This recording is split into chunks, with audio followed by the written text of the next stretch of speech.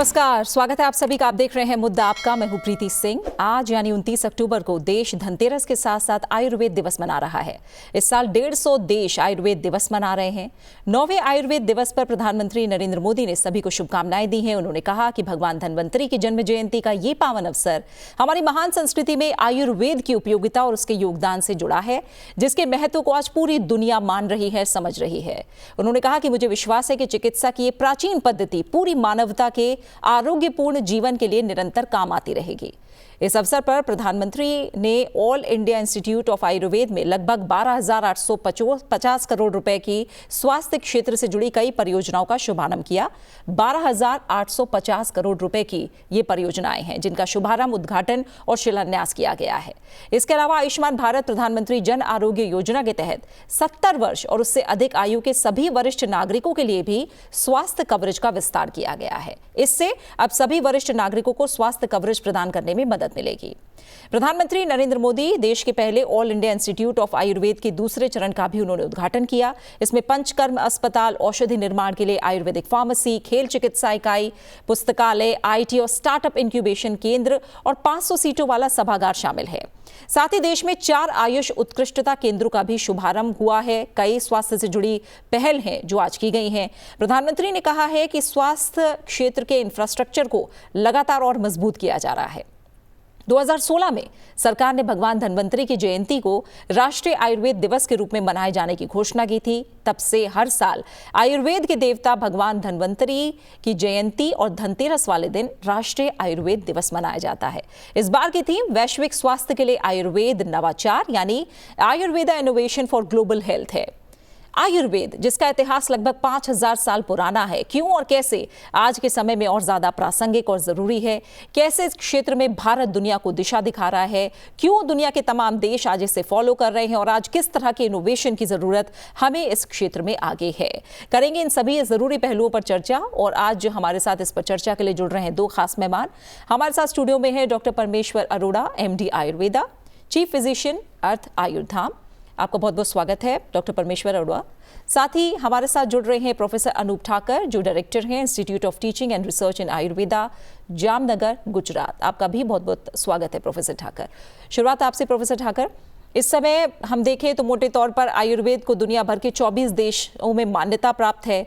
आयुर्वेद जो प्रोडक्ट्स हैं, उत्पाद है, उन्हें 100 से अधिक देशों में निर्यात किया जाता है। सबसे पहले अगर हम आयुर्वेद की आज प्रासंगिकता को समझें, इस दायरे को समझें, तो बताइए कैसे और कितना प्रासंगिक आज भारत और दुनिया में आयुर्वेद?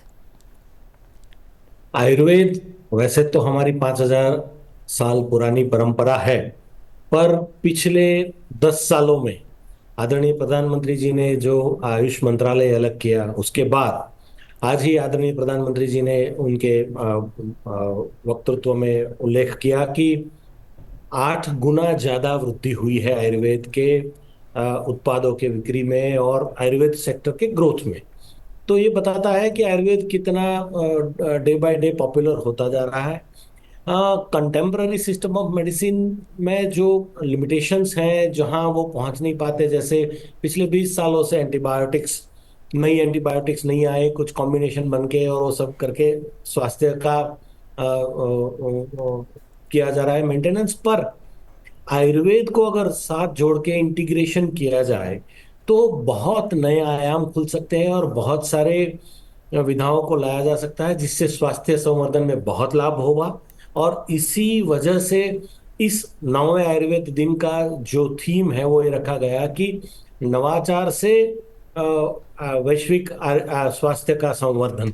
और ये नवाचार और कुछ नहीं, पर जो आयुर्वेद की विधाएं हैं उनको एविडेंस बेस पे, जिस पे माननीय प्रधानमंत्री जी ने बहुत जोर दिया, तो एविडेंस जनरेट करके विश्व के सामने रखा जाए कि ये कितनी अच्छी विधा है, कितनी अच्छी चिकित्सा पद्धति है और विश्व स्वास्थ्य में कैसे इसको जोड़ सकते हैं। उसके लिए अगर हम उनको एविडेंस देते हैं तो एक संक्रांति आ सकती है, विश्व के स्वास्थ्य के फलक पर एक नई हवा चलेगी और वो आयुर्वेद और योग से चल सकती है।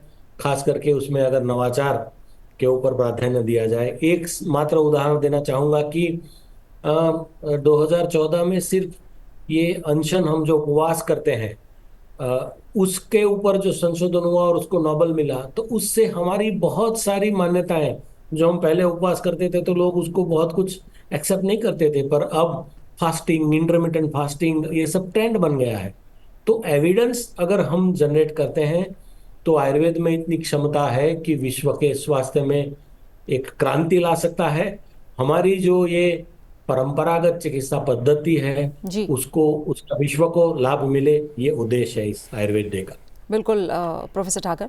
डॉक्टर परमेश्वर अरोड़ा, अगर हम बात करें इंटीग्रेशन की, तो आयुर्वेद मेन स्ट्रीम जो हेल्थ केयर सिस्टम है हमारा, किस तरह से इंटीग्रेट किया जा रहा है, और आप भी जो ट्रांसफॉर्मेशन रहा है, एक तरह से जो जर्नी पिछले कुछ सालों में आयुर्वेद को लेकर रही है, एक्सेप्टेंस इसको लेकर जितनी बढ़ रही है, उसके बारे में आप क्या सोचते हैं, कैसे देखते हैं? देखिए, आपने दो चर्चाएं छेड़ी हैं। नंबर एक integration, number two relevancy of Ayurveda.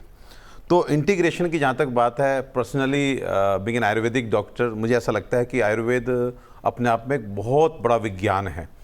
और हम लोग जो आयुर्वेदिक स्कॉलर हैं वो पहले ग्रेजुएशन करते हैं लगभग 5.5 साल का, फिर 3 साल का पोस्ट ग्रेजुएशन करते हैं। 8.5 साल भी हमें कम पड़ते हैं आयुर्वेद को समझने के लिए, आयुर्वेद को सीखने के लिए।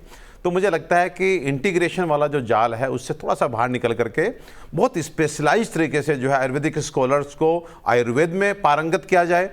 एलोपैथ के डॉक्टर्स जैसे एलोपैथ में अपना पारंगत होते हैं, फिर दोनों स्ट्रीम्स को एक साथ लेके चला जाए। क्योंकि प्रीति जी, बताना चाहूँगा, ऐसी बहुत सारी बीमारियां हैं जो एलोपैथ में ट्रीटेबल नहीं है। इवन क्योर की बात छोड़िए, कंट्रोल भी नहीं होते, और आयुर्वेद में कंट्रोल छोड़िए, क्योर भी है।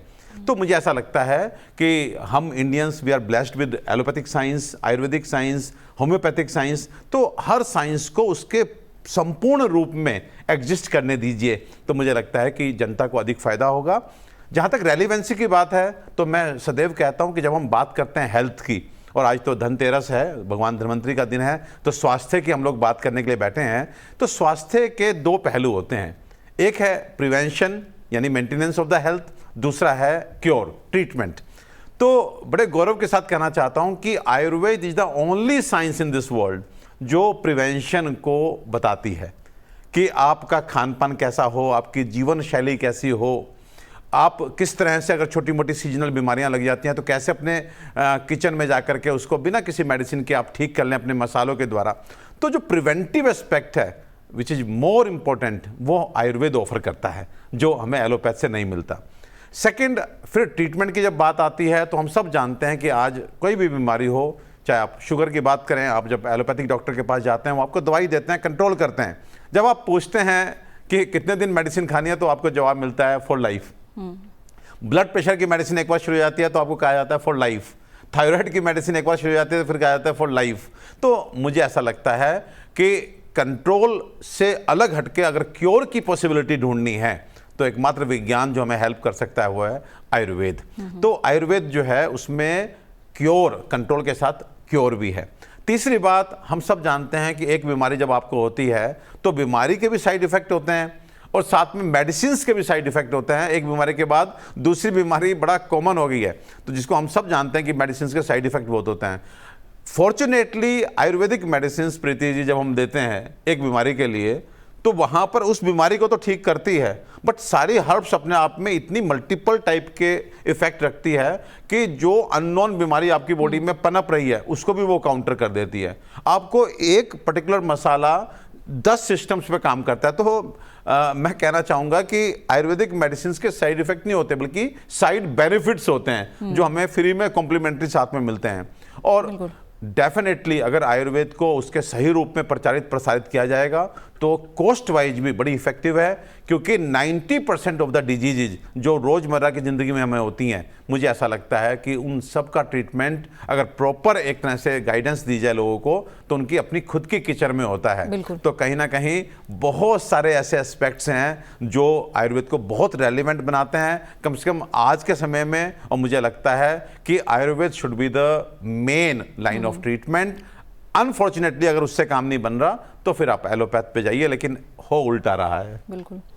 और डॉक्टर अरोड़ा, क्योंकि आपने प्रिवेंशन की बात कही, तो आज एक और शुरुआत प्रधानमंत्री ने करी है, देश की प्रकृति जानो। क्योंकि वात, पित्त और कफ आप लोग जानते ही हैं कि बिल्कुल। आयुर्वेद कितना ज़्यादा प्रकृति की बात करता है और इसके हिसाब से खान पान और जीवन शैली की बात होती है। तो आयुष मंत्रालय की वेबसाइट पर जाकर अब देश का हर नागरिक अपनी प्रकृति को भी जान सकेगा और उसके हिसाब से जो भी जीवन शैली में बदलाव करने हैं, खान पान में बदलाव करने हैं, वो उसकी लेकर भी सलाह यहाँ दी जाएगी।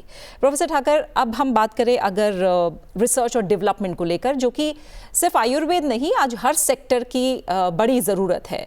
आयुर्वेद की जब हम बात कर रहे हैं, देश में क्या स्टेटस है अभी, क्या करंट स्टेट है रिसर्च और डेवलपमेंट की आयुर्वेद सेक्टर में? ये बहुत आपने अच्छा मुद्दा उठाया है प्रीति जी। एक्चुअली आयुर्वेद के बारे में बहुत समय से ये माना जा रहा है कि आयुर्वेद में बहुत सारा रिसर्च नहीं हो रहा है, जो कि बिल्कुल सत्य से दूर है।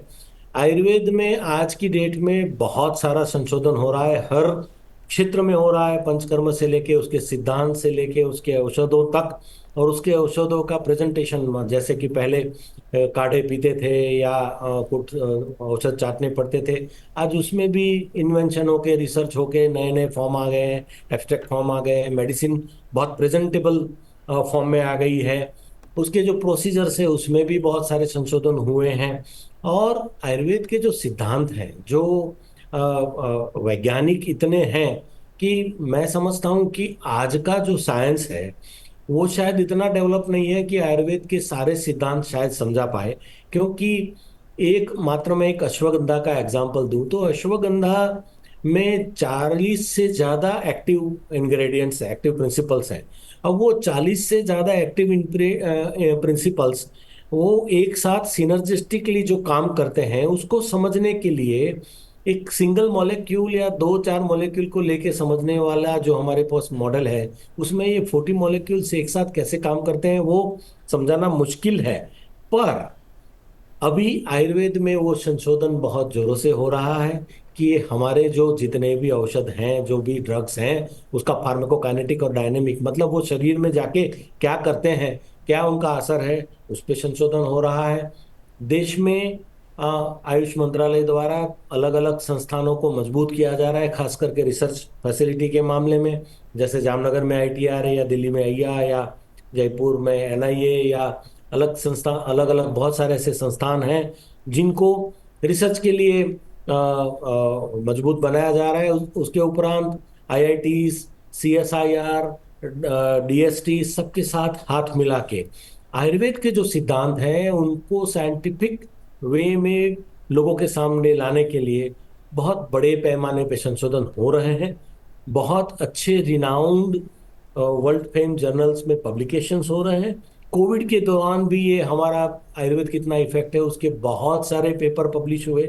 आज भी इंटरनेशनल फेम पब्लिकेशंस हो रहे हैं और विश्व धीरे धीरे एक्सेप्ट कर रहा है। बल्कि ये समझ में आ रहा है विश्व को धीरे धीरे कि ये कितना सुंदर साइंस है, और इसमें जो सिद्धांत कहे गए हैं, एक बार तो आप जो पढ़ते हैं तो किसी को ऐसा लगता है कि ये भाई ये कैसे होता होगा और कैसे कहा गया है, but once they try and they test it. जैसे मैं सुवर्ण भस्म की बात करूं तो भस्म के लिए बहुत बोला जाता है, पर सुवर्ण भस्म में रिसर्च हुए, शोध हुई, इवन कनाडा में उसके ऊपर शोध हुए, और ये पाया गया कि वो नैनो टेक्नोलॉजी है जो कि हमारे वैज्ञानिक पहले सदियों से जानते थे, जिससे कि एक एक मिनरल का, एक मेटल का, उसको ऑर्गेनिक फॉर्म में लाके कैसे बॉडी में एब्जॉर्ब करवा के उसका मेडिसिनल बेनिफिट उठाया जाए, वो टेक्नोलॉजी हम जानते थे। और आज जो संशोधन हो रहे हैं उससे वो स्थापित हो रहा है।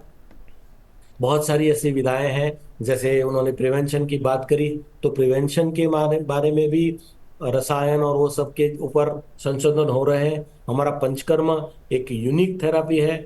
आज प्रधानमंत्री जी ने भी उनके उसमें उसका उल्लेख किया। पंचकर्म हमारे माइक्रोबायोम्स पे बहुत इफेक्टिव है। बिल्कुल। और institute of liver and biliary colic sciences में इसके ऊपर स्टडीज हो रहे हैं। हमारा जो काउंसिल फॉर रिसर्च है, सेंट्रल काउंसिल फॉर रिसर्च इन आयुर्वेद, वो भी बहुत सारे इन दिशाओं में संशोधन कर रहा है। तो बड़े पैमाने पे, मल्टी फैसेट वे में, मल्टी लेवल पे संशोधन हो रहा है। और not only in India, Japan, US, जैसे मैंने कहा कनाडा, और many European countries, even Australia, वहां भी आयुर्वेद के कुछ कुछ विधाओं पे और प्रिंसिपल्स पे आज संशोधन हो रहे हैं, बिल्कुल। क्योंकि विश्व अब आयुर्वेद में इंटरेस्ट लेने लगा है और वो समझ पा रहा है कि ये कितना इम्पोर्टेंट है for the global health prevention and preservation and protection. तो बड़े रिसर्च और अनुसंधान और शोध की बात हमें प्रोफेसर ठाकर ने बताई है। डॉक्टर अरोड़ा, जो हम देखें दुनिया में ख़ास तौर से क्या बड़े मिसकंसेप्शंस हैं आयुर्वेद को लेकर, और क्या इस तरह की जो रिसर्च है इनको और तेज़ करने की ज़रूरत है ताकि ये मिसकंसेप्शंस को दूर किया जा सके? देखिए, अगर मिसकंसेप्शंस की बात करें तो सबसे पहले तो प्रीति जी, सब लोग कहते हैं आयुर्वेद स्लो काम करता है, इसलिए हमको इमरजेंसी है तो हमको एलोपैथिक साइड में जाना है। तो being an Ayurvedic doctor practitioner, मैं आपको बताना चाहता हूँ आयुर्वेदिक बिल्कुल भी स्लो नहीं है। अगर आपको लूज मोशंस होते हैं, आपको वॉमिटिंग होती है, आपको फीवर है, तो we have those herbal medicines जो आपको पहली डोज से रिलीफ करती हैं। तो आप अपने दिमाग से ये मिथ निकाल दीजिए। बल्कि होता यह है कि जब हम थोड़ा तेज एक्शन लेने के चक्कर में एलोपैथिक दवाइयों को लेते हैं और कोर्स पूरा नहीं करते हैं उसका, एंटीबायोटिक हम खा लेते हैं इमीडिएटली, और कभी कभी तो हमारी अप्रोच भी इतनी ख़राब होती है कि प्रीति जी, अगर आप समझना चाहें, आज आपने मौका दिया है, आप कहीं रात पार्टी में खाना खा करके आए और कुछ गलत चीज़ आपके शरीर में चली जाती है, बॉडी का एक अपना सेल्फ डिफेंस मैकेनिज्म है, उस खराब चीज़ को वो सुबह अगर वो ऊपर है इंटेस्टाइन में तो वोमिटिंग के थ्रू बाहर निकालने की कोशिश करती है। अगर किसी तरह से वो नीचे पहुंच गया तो लूज मोशंस के माध्यम से बाहर निकालने की कोशिश करती है। लेकिन इमीडिएटली आप एलोपैथिक मेडिसिन खा करके ब्रेन से रिफ्लेक्स एक्शन को रोक करके आप उस टॉक्सिक एलिमेंट को, उस टॉक्सिक चीज़ को जो बॉडी अपने आप बाहर कर रही है, उसको आप रोक देते हैं, कहीं ना कहीं उसको बॉडी में अपना प्लेसमेंट देते हैं, और फिर उसके बाद वो एक बीज बनता है बड़ी बड़ी बीमारियों का। आयुर्वेद ये बोलता है कि आपको अगर वॉमिटिंग हो रही है या लूज मोशंस हो रहे हैं तो इमीडिएटली उसको नहीं रोकना। If you have a relevant reason कि कल बाहर खाना खाया, कहीं खराब चीज़ चली गई, तो स्लो नहीं है, राइट अप्रोच है। आप एक दो वॉमिटिंग होंगी, वो टॉक्सिक मटेरियल निकल जाएगा, then you take the medicine, herbal medicine. तो एक तो ये मिथ मैं चाहूँगा। दूसरा, मेटल्स को लेके, जैसे अभी डॉक्टर साहब ने बताया कि लोगों को कि भस्म मिलाते हैं, भस्म बड़ा नुकसान करती हैं। वो भस्म एक्चुअली हम उसको जब शोधित करते हैं, प्यूरिफाई करते हैं मेटल को, उसके बाद उसका भस्म निर्माण होता है तो वो नैनो पार्टिकल का रूप ले लेती है। तो अब उसमें आप जो मेटेलिक प्रॉपर्टीज हैं उसमें मत ढूंढिए, अब वो ओवरऑल चेंज होकर के एक मेडिसिन का रूप ले चुकी है। तो मैं आप आयुर्वेदिक स्कॉलर, आयुर्वेदिक डॉक्टर, आपको कहना चाहता हूं कि जो मेटल्स को लेके जो भय लोगों के बीच में, उससे बाहर निकलना चाहिए। तीसरा, एक मिथ चलता है कि सब आयुर्वेदिक मेडिसिन में स्टेरॉइड्स मिला दिए जाते हैं, तो वो केमिकल स्टेरॉइड्स नहीं होते। कभी कभी किसी हर्ब में स्टेरॉइड होते हैं, क्योंकि स्टेरॉइड्स भी बॉडी के लिए चाहिए, लेकिन वो फाइटोस्टेरॉइड्स होते हैं। तो ये जो मिथ के चलते आप आयुर्वेद से दूरी बना के अपना नुकसान करते हैं, उन मिथ से बाहर आना चाहिए। और जहाँ तक प्रीति आपने कहा कि रिसर्च, मुझे लगता है कि कम से कम आज का साइंस हमारे आयुर्वेद को परखने की ताकत नहीं रखता। अच्छा, वो साइंस बहुत एडवांस था, बहुत एडवांस था। से फॉर एग्जांपल मैं एक बात बोलता हूं कि अगर आप पूछते हैं कि ये पानी जो है इसके क्या प्रॉपर्टी है, आप किसी नए साइंटिस्ट से पूछेंगे तो वो शायद इसकी प्रॉपर्टी एक सॉल्वेंट है, बॉडी में ट्रांसपोर्टेशन का काम करता है। लेकिन जब अगर आयुर्वेदिक डॉक्टर से पूछेंगे तो वो पूछेगा सोर्स ऑफ वाटर बताइए, कि ये आपका पानी जो है वो झरने का है, नदी का है, कुएं का है। अगर आप बोलते हैं ये नदी का पानी है तो आपसे पूछा जाएगा कि ये नदी का डायरेक्शन किधर है, आप उत्तर से दक्षिण जा रही है कि दक्षिण से उत्तर जा रही है, उसके हिसाब से उसके गुण बदल जाएंगे, बॉडी पे इंपैक्ट बदल जाएगा। सो कहने का मतलब यह है कि कितना विशाल विज्ञान बिना रिसर्च के कैसे लिख दिया गया। फल आप किसी पेड़ का पढ़ते हैं तो कच्चे फल का ये प्रॉपर्टी, बॉडी पे ये इंपैक्ट, छाल का ये इंपैक्ट, रूट का ये इंपैक्ट, पत्ते का ये इंपैक्ट। सो इस तरह का बड़ा विज्ञान बिना रिसर्च के लिख दिया गया हो, ये संभव नहीं है। हाँ, ये ऐसा जरूर है कि आज हमारे पास जो है वो टेक्नोलॉजी नहीं है जो उतने एडवांस, जो हमारा एंशिएंट साइंस है उसको परख सके। तो मेरी तो बस एक ही चाहत है और एक रिक्वेस्ट है कि हम उसको टेस्ट नहीं कर पा रहे हैं, इसका बिल्कुल मतलब नहीं है कि हम उसका फ़ायदा ना उठाएं। हाँ, हमें लगे रहना होगा, और पूरा विश्व आज आयुर्वेद को स्टडी करने में लगा हुआ है। मुझे उम्मीद है कि हम प्रयास करते रहेंगे तो हम समझ पाएंगे। लेकिन ये आप्त वचन है, इस पे शंका नहीं कर सकते, क्योंकि ये अपने आप में इतना टेस्टेड है, रिसर्च बेस्ड विज्ञान है। आज तक प्रीति कोई काउंटर नहीं हुआ। अगर त्रिफला पेट साफ करता है तो वो 5000 साल पहले भी करता था, 2000 साल पहले भी करता था और आज भी कर रहा है। बिल्कुल। तो ठीक इस है। तरह से मुझे लगता है कि शंका से बाहर आकर के रिसर्च एक साइड चलती रहे और आयुर्वेद की प्रैक्टिस एक साइड चलती रहे, क्योंकि जब तक हम टेक अवे नहीं देंगे लोगों, सोसाइटी को हम आराम नहीं देंगे आयुर्वेदिक मेडिसिन से, तब तक एक्सेप्टेबिलिटी नहीं बनेगी। तो रिसर्च एंड प्रैक्टिस दोनों एक साथ चले, बिल्कुल। पैरेलल प्रोफेसर चलेंगे। ठाकर, जिस तरह से डॉक्टर अरोड़ा ने बताया कि प्रैक्टिस एक तरफ है, रिसर्च एक तरफ, जब हम प्रैक्टिस की बात करते हैं तो जब हम इंटीग्रेशन और एक तरह से मेन स्ट्रीमिंग आयुष सिस्टम की हमारी हेल्थ केयर प्रोग्राम्स में ये ज़्यादा से ज़्यादा हमें जाहिर तौर पर बढ़ानी होगी। इस रास्ते में आप किस तरह के बड़े चैलेंजेस देखते हैं? और जब हम इनोवेशन और नवाचार की बात हम कर रहे हैं, जो कि एक बड़ा आज इस बार की थीम भी है दुनिया के लिए स्वास्थ्य सेवाओं में, किस तरह से आयुर्वेद में नवाचार हो, इनोवेशन हो, इसमें किस तरह के चैलेंजेस हैं और में क्या करने की ज़रूरत है आगे? एक तो इंटीग्रेशन की जब हम बात करें तो इंटीग्रेशन मतलब ये नहीं है कि किसी साइंस को नीचा दिखाया जाए या किसी साइंस को बड़ा दिखाया जाए। इंटीग्रेशन वो ये है कि इक्वल लेवल पे दोनों साइंस जहां जिसकी जरूरत है वहां उसका उपयोग किया जाए। बहुत सारे फील्ड ऐसे हैं कि जिसमें कंटेम्प्रेरी मेडिसिन सही में स्ट्रांग है और बहुत सारे फील्ड ऐसे हैं कि जिसमें आयुर्वेद स्ट्रांग है, जिसका कोई सानी नहीं। तो व्यक्ति के लिए जैसे हम दूसरे, जैसे म्यूजिक है तो उसमें फ्यूजन होता है, जैसे आजकल फूड तो उसमें फ्यूजन होता है। आपको इटालियन भी मिल जाएगा, आपको मैक्सिकन भी मिल जाएगा, आपको थाई फूड भी मिल जाएगा और आपको साउथ इंडियन भी मिल जाएगा और पंजाबी भी मिल जाएगा। चॉइस इज योर्स, कैसे आपकी भूख है, कैसे आपकी रुचि है और किससे आपको आनंद आता है। तो ट्रीटमेंट में भी ये ट्रेंड आ रहा है और आएगा, क्योंकि अल्टीमेटली पेशेंट का benefit is on the top. उसको सबसे ज्यादा फायदा किस विधा से होगा वो इम्पोर्टेंट है, न कि पैथी। और इसलिए ये समय ज्यादा दूर नहीं है कि विश्व पूरा इंटीग्रेशन को एक्सेप्ट करेगा और ये फ्यूचर है मेडिसिन का। और आयुर्वेद का इसमें बहुत बड़ा रोल होगा, क्योंकि आयुर्वेद के पास ऑफर करने के लिए बहुत कुछ है। बाकी जो कंटेम्प्ररी और कन्वेंशनल मेडिसिन है उसमें बहुत सारी मर्यादाएं हैं, पर आयुर्वेद के पास जो स्ट्रेंथ है उसके चलते हुए it can offer a lot. धीरे धीरे विश्व एक्सेप्ट कर रहा है और जो सस्टेनेबल डेवलपमेंट गोल है WHO के बिल्कुल। और उसके स्वास्थ्य जो गोल है वो अचीव करने के लिए आयुर्वेद सबसे बड़ा महत्वपूर्ण और हेल्पफुल विज्ञान बन सकता है, क्योंकि वो पर्यावरण, प्राणी जगत, वनस्पति जगत और मनुष्य मीन्स मानव, इन सबको साथ लेके चलता है। और आयुर्वेद एकमात्र ऐसी चिकित्सा पद्धति है जो सबको साथ लेके, सबको कंसिडर करके चलता है और इसलिए वो आज की तारीख में बहुत इंपॉर्टेंट और प्रस्तुत बन जाता है ठीक है। और धीरे धीरे ये बनेगा। और आपने कहा कि नवाचार कैसे इसमें उपयोगी हो सकता है, तो नवाचार तो ऑलवेज, हमेशा कोई भी साइंस हो उसका एक पहलू रहा है, उसका एक आइडेंटिटी रही है। आयुर्वेद भी, मैं जैसे कहता हूँ, एक साइंस है, एक विज्ञान है, बहुत ही डेवलप विज्ञान है, पर दैट डजंट मीन कि वो वहीं कहीं एक जगह रुक जाएगा।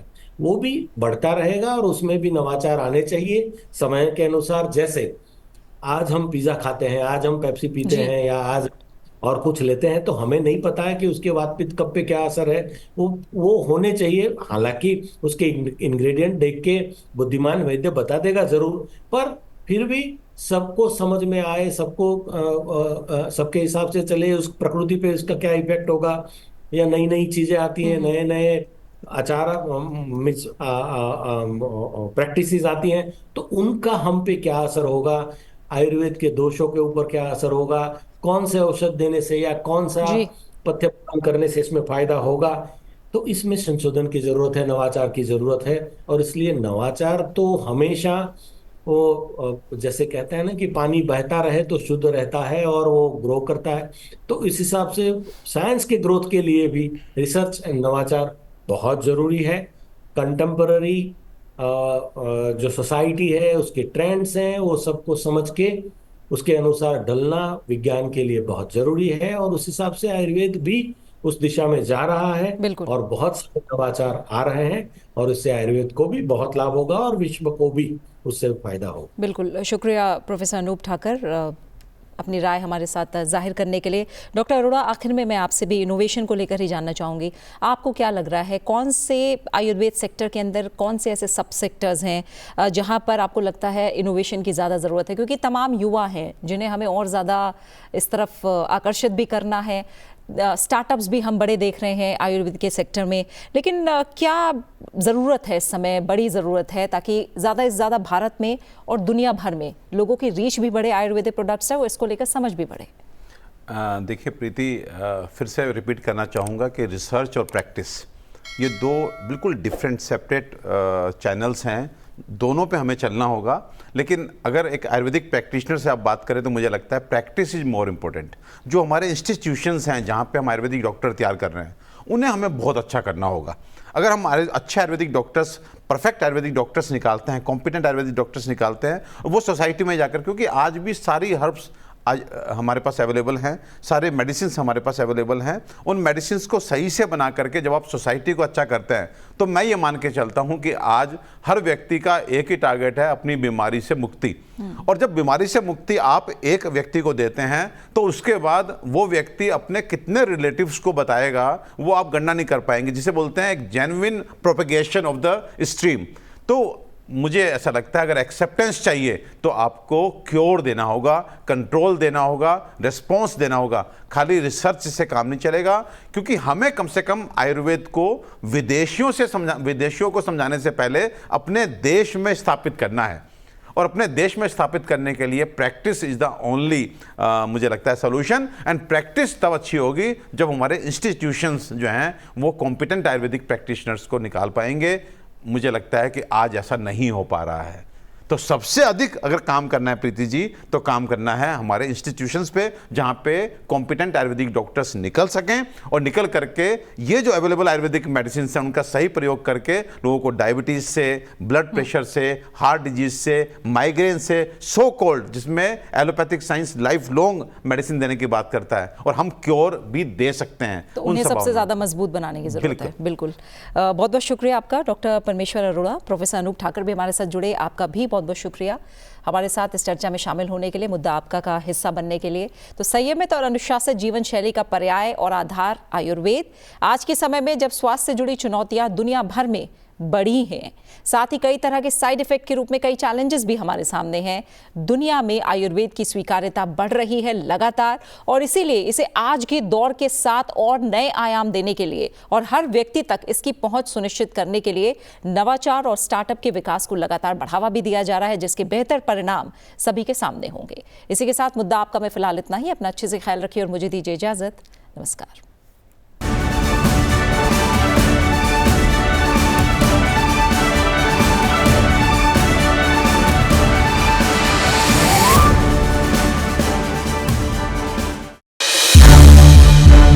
संसद टीवी के और भी प्रोग्राम्स देखने के लिए सब्सक्राइब करें हमारा YouTube चैनल और हाँ, इन्हें लाइक और शेयर करना ना भूलें।